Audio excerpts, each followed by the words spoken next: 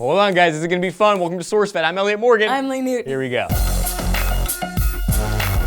The FDA has approved Plan B one-step emergency contraception for over-the-counter sales to girls as young as 15. Finally, something to spend that allowance money on. Regulators announced yesterday that Teva Women's Health Incorporated, the drug maker behind Plan B, has been granted an amended application. The first application called for Plan B to be sold to women of all ages, potty-trained or otherwise. There are certain concerns with having Plan B available over the counter, and while many are social concerns, such as the encouragement of young people to engage in irresponsible sexual activity before they're psychologically ready, some concerns are health-centric. For example, many claim there has been little to no studying on the effects of such a concentrated dose of hormones on a pubescent body. Now, before you pack up your lemonade stand and take your Ziploc bag of quarters over to Walgreens for some Plan B in the latest issue of Tiger Beat, consider these facts. First of all, the drug maker is making sure that there will be security tags on all the cartons, so don't try to steal any of them. Oh, and also you'll have to show your ID, one that says you can't drive by yourself. In all seriousness, this is a hot-button issue, one in which both sides occasionally make points that don't involve completely ostracizing the other side. But here at SourceFed, we're all about ostracizing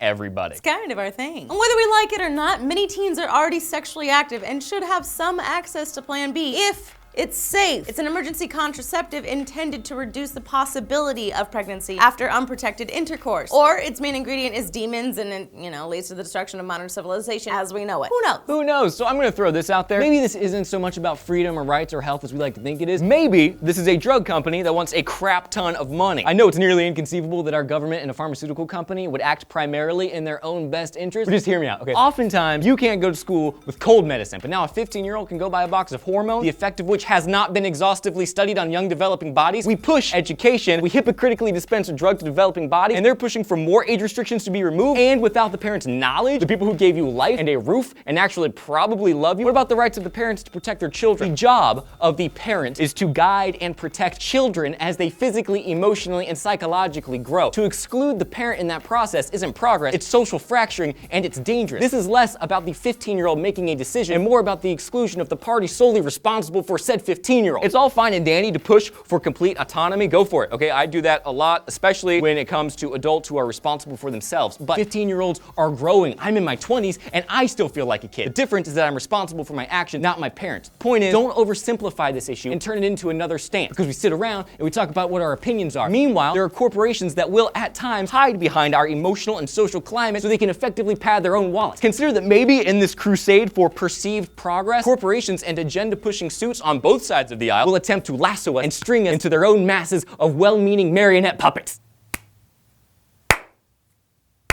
And that's what we like to call a tame, balanced, and fair opinion. Don't turn a blind eye to the corporate greed that's trying to perforate our society at the expense of the rights of parents. No, okay? no, Make sure that Elliot, not a strong opinion, okay? That's against the internet rules. It's literally rule number 14. This is about money. It's all about money. No. Everything is about money, okay, people? And greed. It's not just about states. Spend less time on the states and more time. You can't do it! You cannot do it, buddy.